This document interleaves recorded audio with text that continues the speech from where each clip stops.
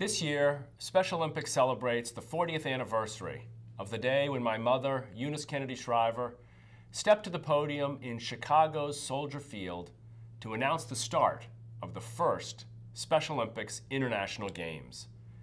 She, together with a wonderful group of volunteers and athletes, declared those inaugural games open with words that are now recited as the athlete's oath before each and every Special Olympics competition around the world. She said, "Let me win, but if I cannot win, let me be brave in the attempt." Since that July afternoon of 1968, the Special Olympics movement has grown from just 1,000 athletes from 2 countries who were there in Chicago to over 2.8 million athletes in more than 180 countries in all regions of the world, with more than 30,000 events every single year run by literally millions of volunteers, people of goodwill who respond to the challenge of building a more hopeful and a more joyful community. Over these 4 decades, the journey of Special Olympics has taken us all over the world, in schools in China, from schools in the Middle East in countries like Lebanon and Egypt, to South Africa, to Brazil, to Mexico, to Canada, to Ireland, to Poland, to Russia, all over the world and back to community playing fields in the United States, where every small neighborhood's backyard, every school playground, every park is converted into a classroom of human dignity.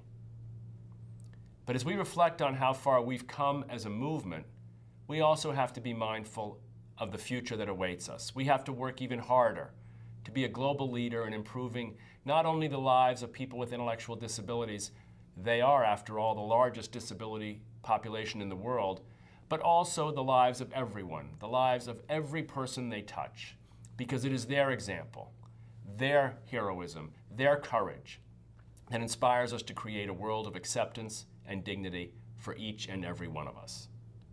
The best way I know to achieve this vision of a more harmonious and accepting society is by being a fan of the athletes of Special Olympics.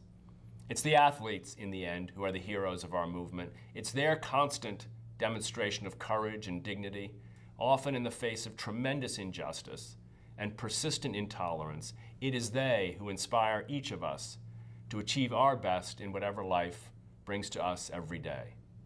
They, the athletes, are more than brothers and sisters, sons and daughters, friends and neighbors. They are teachers of the most important lesson the human family has to learn, that we are more alike than different, and that together we can build a more joyful and meaningful world. So join me in celebrating not just the 40 years that have passed, but also what lies ahead over the next 40 years and beyond. Join me in using this milestone to invite the world to join our movement, to help create communities of inclusion and acceptance for all. Join me on this 40th anniversary in being a fan of Special Olympics. Think back to those first games in Chicago, the heroism, the courage, the determination required of each and every person who was there. Marshal the same in yourself and help us build a more hopeful future. Thank you.